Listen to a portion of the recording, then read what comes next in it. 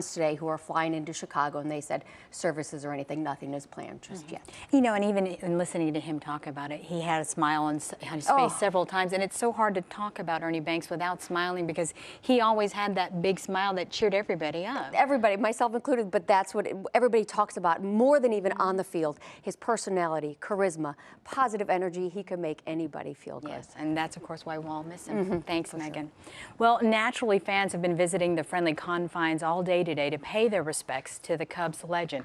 CBS 2's Jeremy Ross takes us to the growing memorial to number 14. The somber sign outside Wrigley paid tribute to Mr. Cub.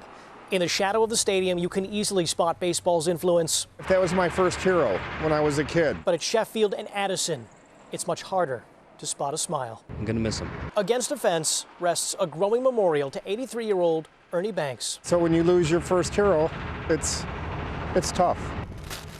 This is how Cesar Gonzales reflects on his fallen friend, a man he wrote a book report about in second grade and played golf with as an adult. I actually had checked out some library books about Ernie Banks. He asked me to do that so that his wife could get to know him, because his wife didn't know much about his playing days. Gonzales believes Banks was simply too modest to tell her about his days on the diamond firsthand. He's irreplaceable, really. Well, fans might have preferred putting flowers next to Banks' statue. That is just not available because of construction in this area. Instead, they settled on a place next to his name, keeping the player close in their hearts. I'm happy he's honored like this.